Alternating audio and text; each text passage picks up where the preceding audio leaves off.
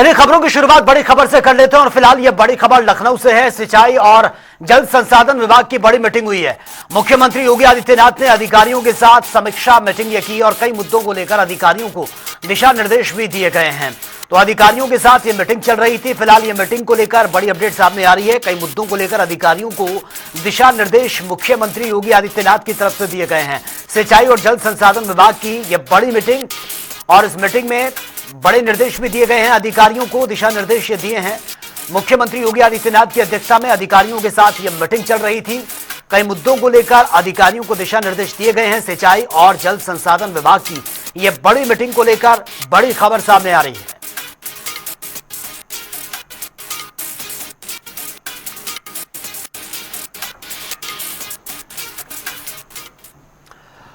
तो चलिए आगे बढ़ते हैं एक और बड़ी खबर के साथ, और यह बड़ी खबर कुशीनगर से सामने आ रही है। कुशीनगर में आबकारी अधिनियम की धज्जियां उड़ती हुई नजर आ रही हैं। धड़ल्ले से बेची जा रही है देशी शराब। जिम्मेदार लोग ही धज्जियों उड़ाते हुए नजर आ रहे हैं।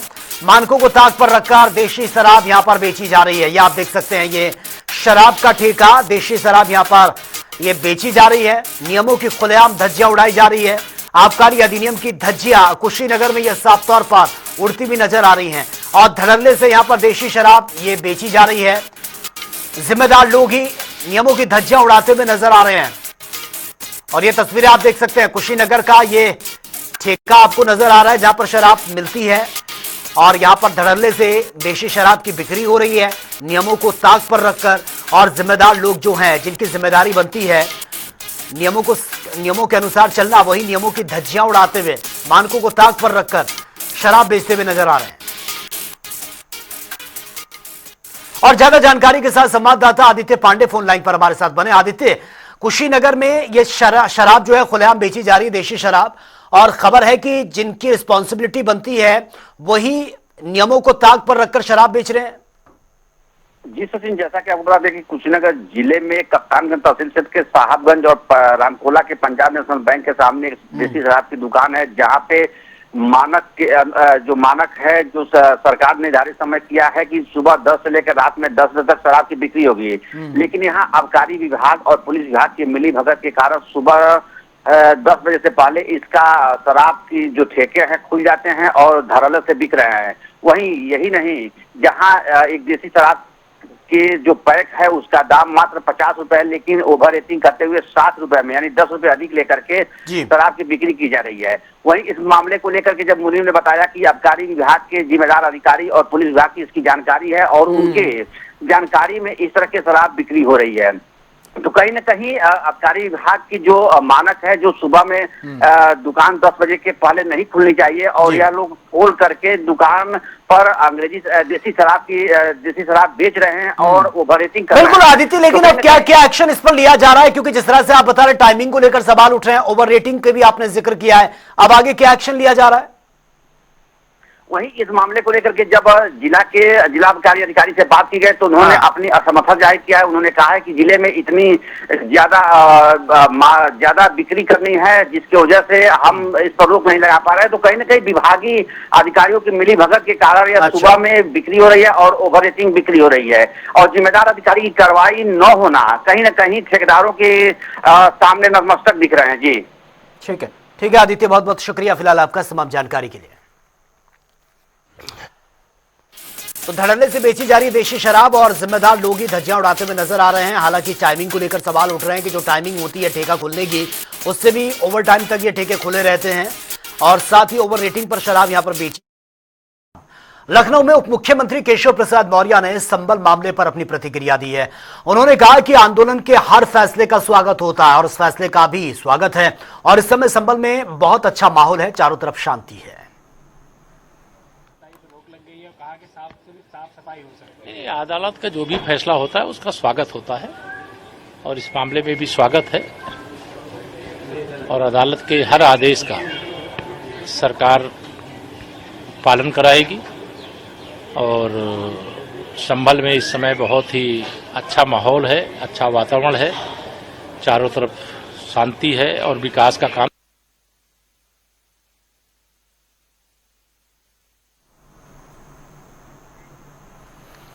और फिर राष्ट्रीय लोकदल के राष्ट्रीय महासचिव अनिल दुबे ने डीएमके की ओर से नई शिक्षा नीति 2020 के विरोध पर सपा और कांग्रेस से मत स्पष्ट करने की मांग की है।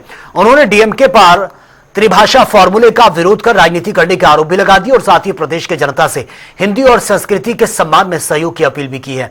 और इसी मौके पर राष्ट्रीय लोकदल के राष्ट्रीय महासचिव अनिल दुबे ने जनता टीवी से भी एक्सक्लूसिव बातचीत की है। यह रिपोर्ट एक बार देख लेते हैं। राष्ट्रीय लोकदल के राष्ट्रीय महासचिव अनिल दुबे जी हमारे साथ में हैं। इनको नई जिम्मेदारी दी गई है, कैसे ये जिम्मेदारियों का आगे निर्वाह करेंगे हम इनसे बात करेंगे। आपको नई जिम्मेदारी दी गई है, कैसे आप उसका निर्वाह करेंगे? आज आपने पत्रकारों को संबोधित भी किया, पत्रकार वार्ता बुलाई है, क्या उद्देश्य था उसका? देखिए, तमिलनाडु के मुख्यमंत्री हिंदी भाषा के विरोध कर रहे हैं। 2020 की नई शिक्षा नीति बनी और उसमें एक फार्मूला बना कि सभी राज्य हिंदी और अंग्रेजी के साथ अपनी जो क्षेत्रीय भाषा है उसका वो सम्मिलित करके पढ़ाने का काम करें। लेकिन तमिलनाडु के मुख्यमंत्री लगातार हिंदी का विरोध कर रहे हैं और वो कह रहे हैं कि केंद्र सरकार जबरन जो है हिंदी थोपने की बात कर रही है, तो जबकि केंद्र सरकार कोई भी भाषा थोपने की बात नहीं कर रही। ये फार्मूला 2020 का नई शिक्षा नीति का बना, उसके तहत सभी राज्य हिंदी और अंग्रेजी पढ़ाने की बात कर रहे हैं और एक अपनी रीजनल भाषा कर रहे हैं। लेकिन तमिलनाडु केवल तमिल और हिंदी, वो तमिल और अंग्रेजी दो भाषाओं को प्रयोग में ला रहा है और वो कह रहा है हम हिंदी नहीं थोपेंगे। तो जब हिंदी का प्रचार प्रसार हो, केंद्र सरकार ये चाहती है कि उसका जो है उसको आप अपने यहाँ लागू करिए, अपनी भाषा रखिए, लेकिन अब वो हिंदी का विरोध कर रहे हैं। और इंडी गठबंधन के वो प्रमुख घटक दल हैं। हम चाहते हैं कि इंडी गठबंधन में समाजवादी पार्टी और भारतीय राष्ट्रीय कांग्रेस प्रमुख दल है, ये दोनों अपनी स्थिति स्पष्ट करें कि क्या ये भी हिंदी के विरोध में है या हिंदी का प्रचार प्रसार ये चाहते हैं। जैसा कि आपने बताया कि मुख्यमंत्री स्टालिन ने जो है इसका हिंदी का विरोध किया है, क्योंकि ये इंडी गठबंधन के हैं जुड़े हुए। अभी कुछ दिन पहले जो सत्र में अपने यहाँ विधानसभा सत्र उत्तर प्रदेश में चल रहा है, यहाँ भी जो है समाजवादी पार्टी के द्वारा जो है उर्दू शामिल करने की बात हुई थी कि उर्दू शामिल किया जाए जो विधानसभा की कार्रवाई में। इसको कैसे देखते हैं? लगातार इसका विरोध। ये तो हम लोगों ने, ये तो केंद्र 1968 में जब इंदिरा जी प्राइम मिनिस्टर थी उस समय ये फार्मूला त्रिभाषा फार्मूला का बना था और ये हुआ था कि हिंदी और अंग्रेजी के साथ एक रीजनल भाषा कोई भी आप इसमें ले सकते हैं। तो उस समय भी पूरे देश ने हिंदी और अंग्रेजी के साथ अपने राज्य की भाषा का जो भी उन्होंने समझा सबने प्रयोग किया, लेकिन तमिल ने उस समय भी विरोध किया। तमिलनाडु लगातार हिंदी का विरोध करता चला आ रहा है और मेरा केवल सवाल ये है कि कोई अनिवार्यता केंद्र सरकार आज भी नहीं किए है। आप जो पढ़ाना चाहें, जो भाषा प्रयोग करना चाहें वो करें, लेकिन वो हिंदी का विरोध कर रहे हैं, कह रहे हैं हिंदी हमारे राज्य में नहीं होगी। और राहुल गांधी जी और अखिलेश यादव जी उनके घटक उस इंडी गठबंधन के प्रमुख घटक दल हैं, ये मौन है। हम चाहते हैं अपना मौन तोड़ें और बतावें कि ये हिंदी के समर्थन में है या हिंदी के विरोध है। ठीक बात करेंगे, धन्यवाद। तो कुल मिला के कहा जाए कि जो हिंदी भाषा का जो विरोध किया जा रहा है, हिंदी का विरोध किया जा रहा है तमिलनाडु के मुख्यमंत्री द्वारा, उसको लेकर के स्थिति क्या है, अन्य जो इंडी गठबंधन से तमाम घटक दल जुड़े हुए हैं, सहयोग दल, वो स्थिति साफ की जाए, इसको लेकर के आज राष्ट्रीय लोकदल के जो महासचिव थे अनिल दुबे ने उन्होंने पत्रकारों को संबोधित किया था। कैमरा पर्सन रियाज के साथ अंकुश जायसवाल, जनता टीवी, लखनऊ।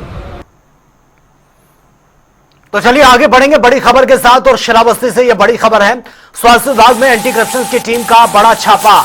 स्वास्थ्य केंद्र मल्लीपुर में पहुंची है विजिलेंस की टीम और कई दिनों से स्वास्थ्य केंद्र में यह रिश्वतखोरी का खेल चल रहा था, शिकायतें मिल रही थी, जिसके बाद यह बड़ा एक्शन लिया गया है। रिश्वत लेते हुए एक व्यक्ति को गिरफ्तार किया गया है, पूछताछ उससे की जा रही है, रंगे हाथों उसको पकड़ा गया है। लंबे समय से यहां पर शिकायतें मिल रही थी कि रिश्वत यहां पर ली जाती है, रिश्वतखोरी का खेल यहां पर चल रहा है और उसके बाद ये बड़ा छापा मारा गया है। स्वास्थ्य केंद्र के मल्लीपुर में विजिलेंस की टीम पहुंची और ये आप देख सकते हैं यहां पर एक व्यक्ति को रिश्वत लेते हुए रंगे हाथों गिरफ्तार किया गया है। पूछताछ उससे की जा रही है, कितने लोगों से रिश्वत ले चुका है और कितने लोग इसमें शामिल हैं। फिलहाल ये सब कुछ जांच का विषय बना हुआ है, लेकिन एक बड़ा एक्शन ये लिया गया है। एक व्यक्ति जिसको रंगे हाथों रिश्वत लेते हुए गिरफ्तार किया। लंबे समय से ऐसी शिकायतें मिल रही थी कि यहाँ पर रिश्वतखोरी का जो खेल है वो यहाँ पर चल रहा है, रिश्वत ली जाती है, बिना रिश्वत के काम नहीं होता। और उसके बाद विजिलेंस की टीम यहाँ पर पहुंची और एक शख्स को रिश्वत लेते हुए गिरफ्तार किया गया है, रंगे हाथों उसको पकड़ा गया है। पूछताछ ये की जा रही है। श्रावस्ती की यह खबर है, सामुदायिक स्वास्थ्य केंद्र जहां पर यह रिश्वत लेते हुए एक व्यक्ति को रंगे हाथों गिरफ्तार किया गया है। दुनिया के सबसे बड़े सनातनी महाकुंभ समाप्त हो चुका है, लेकिन आरोप प्रत्यारोप का दौर शुरू हो गया, जिसको लेकर हमारे संवाददाता ने राज्य मंत्री दिनेश प्रताप सिंह से खास बातचीत की है। सबसे बड़े सनातनी महाकुंभ का समापन हो चुका है, लेकिन आरोप प्रत्यारोप का दौर अभी भी जारी है। हमारे साथ मंत्री दिनेश प्रताप सिंह हैं। सर, राहुल गांधी परिवार से कोई नहीं स्नान करने आया महाकुंभ में, लेकिन जब भी कांग्रेसियों से जब सवाल करते हैं तो उनका कहना है कि मोदी के तमाम मंत्री स्नान करने हैं, क्या वो देशद्रोही हैं? पहले तो जो नहीं आए उनकी बाद में बात करूंगा, लेकिन जो आए ऐसे 65-66 करोड़ लोगों का मैं हृदय से अभिनंदन करता हूं कि राज्य के लोगों को आपकी सेवा करने का आपने अवसर दिया और इतनी बड़ी संख्या में आप लोग आए, आप सबका हृदय से अभिनंदन करता हूं। और जो नहीं गए, राहुल गांधी जी जैसे लोग गंगा स्नान करने नहीं गए, तो मुझे दुख इस बात का है कि उनमें आस्था का अभाव है। वो हमारी भारतीय संस्कार संस्कृति में विश्वास नहीं रखते हैं और इसके कारण वो नहीं जाते हैं। वो कोई एक संगम का अथवा महाकुंभ का अवसर ही नहीं है। इनकी पीढ़ियों ने नकली गांधी बनकर के इस देश को लूटा है, फसली हिंदू बनकर के लूटा है, पीढ़ियों ने लूटा है और आगे की पीढ़ी ने भी इंतजाम कर दिया। प्रियंका गांधी अपने बेटों का नाम रेहान लिखती हैं, बिटिया का नाम मारिया लिखती हैं। अब भी वो ऐसा काम करती है कि आगे हमको राजनीतिक फायदा हो जाए। राजनीतिक फायदे के लिए अपने बच्चों के साथ समझौता जो आदमी कर ले, नहीं समझता कि देश के लोगों के, देश के बच्चों के भविष्य की उसको चिंता होगी। वैसे मैं प्रियंका गांधी के बच्चों के प्रति आदर व्यक्त करता हूं, शुभकामनाएं देता हूं। बच्चे हमारी संस्कृति में भगवान का स्वरूप होते हैं, मुझे उनसे कोई दिक्कत नहीं है, लेकिन प्रियंका गांधी की सोच और कूटनीति के कारण जरूर मैं कहना चाहता हूं कि कोई हिंदू इस देश में ऐसा नहीं है जो अपने बेटे का नाम रेहान रखेगा, अपनी बिटिया का नाम मारिया रखेगा। बहुत ऐसे लोग नहीं होंगे हमारे भारत में। इनकी बात तो मुझे दुख इस बात का है कि, लेकिन अब भारतीय संस्कार संस्कृति इतनी ताकतवर हो गई है कि अब इनकी कुटिल चालों को भारत ने समझ लिया है, भारतीय संस्कृति ने समझ लिया, भारतीय जनता ने समझ लिया, भारत की जनता ने समझ लिया। इसलिए अब इनके ये छलावे, इनके ये चीजें चलने वाली किसी दशा में नहीं है। आने वाले वक्त में कांग्रेस का सफाया होना तय है और हमारे देश के यशस्वी प्रधानमंत्री जी, जिन्होंने अभी भी उन्होंने कहा है कि देव भी आए थे, मनुष्य भी आए थे, नर भी आए, नारी भी आए, सबका उन्होंने, जितने लोग महाकुंभ में आए हैं सबका स्वागत किया है। तो ऐसा जैसे हमारे प्रधानमंत्री जी का कथन है और वो लगातार कह रहे हैं, वो वेदों में भी कहा गया है, सर्वे भवन्ति सुखना सर्वे सन्तु निरामया। वैसे मोदी जी भी आज कह रहे हैं, सतयुग, त्रेता, द्वापर, कलयुग, हर युग में ये बात कही गई है जो मोदी जी ने कहा, सबका साथ सबका विकास। कभी सर्वे भवन्ति सुखना के रूप में कहा गया और कभी सबका साथ सबका विकास में कहा गया है। तो हम तो भारतीय संस्कार संस्कृति के अनुरूप काम कर रहे हैं। और कुछ लोगों ने कहा कि बहुत मंत्री नहीं गए, जो आपका सवाल अभी है, तो ये तो किसी ने नहीं कहा कि हम गंगा स्नान करने नहीं जाएंगे। जो मंत्री नहीं जा पाए उनके परिवार के लोग गए होंगे, हम तो पूरा परिवार गए हैं। और हमारे घर में तो कोई ऐसा वक्त नहीं आया होगा जब गंगा जल हमारे घर में सीसी में न रखा रहा हो। तो हम लोग तो गंगा में विश्वास करते हैं। जो लोग गंगा में विश्वास नहीं करते, वो हो सकता है ऐसे ही लोग हों, राहुल गांधी जी जैसे लोग जो गए। और ऐसे भी लोग हैं, आदरणीय अखिलेश यादव जी गंगा में स्नान भी किया और लोगों कहते गंगा जल दूषित है। ये दोहरा चरित्र कैसा है आपका महोदय? आपने कह दिया, खुद तो गंगा स्नान करने जाते हो और समाजवादी पार्टी के दूसरे लोगों को कहते हो साहब गंगा दूषित है। पूरे देश में दुष्प्रचार करते हो गंगा दूषित है और खुद गंगा स्नान कर रहे हो।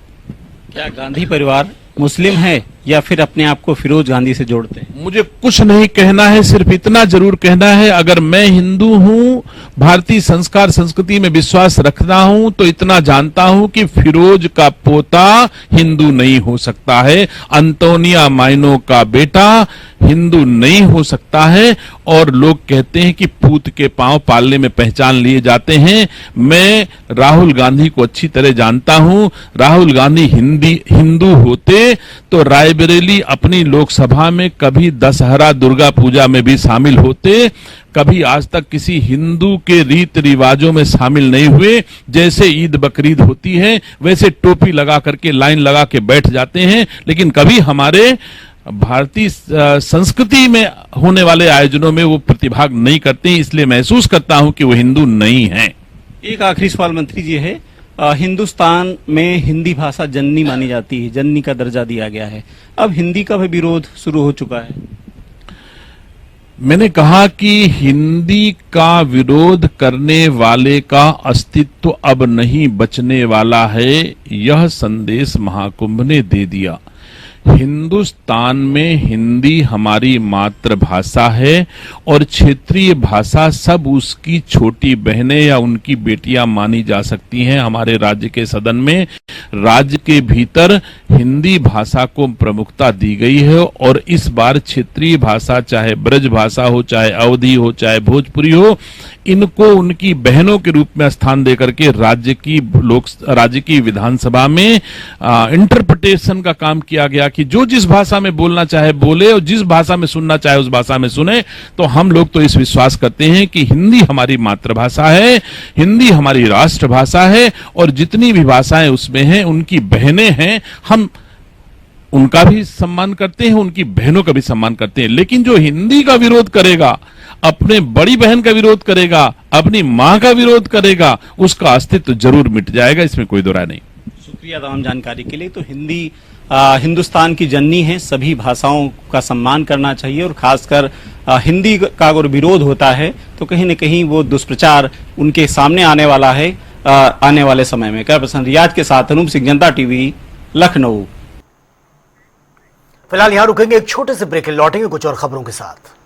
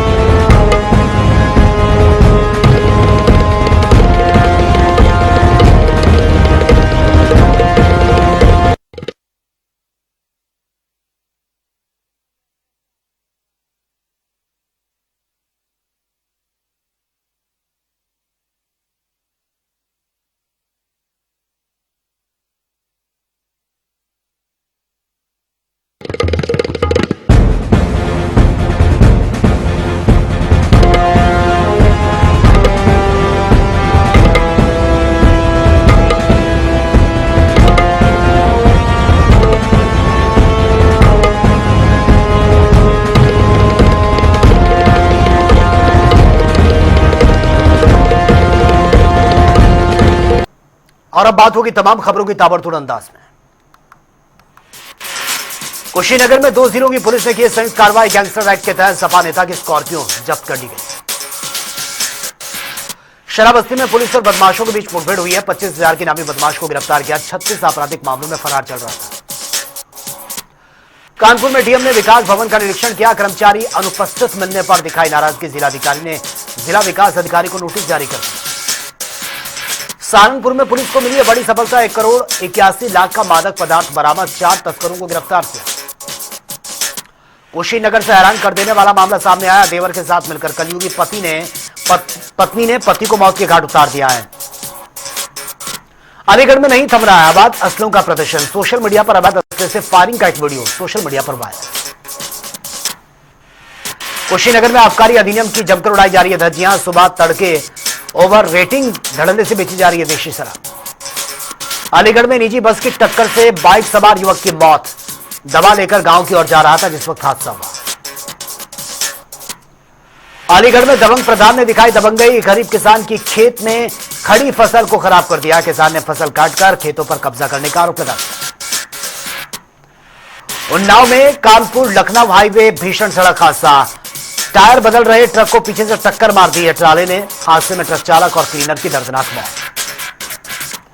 ललितपुर में मिनी ट्रक में अचानक से भीषण आग लगने से हड़कंप मच गया। धू-धू करके जला पूरा ट्रक। कड़ी मशक्कत के बाद आग को कंट्रोल किया।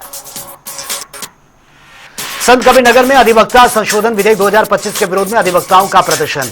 अधिवक्ता संशोधन विधेयक वापस लेने की मांग। सहारनपुर में विधायक और मेयर ने किया विकास योजनाओं का शिलान्यास। विकास की राह पर आगे बढ़ रहा है सहारनपुर। मिर्जापुर के धौरूपुर गांव पहुंचे किसान नेता राकेश सिंह टिकैत।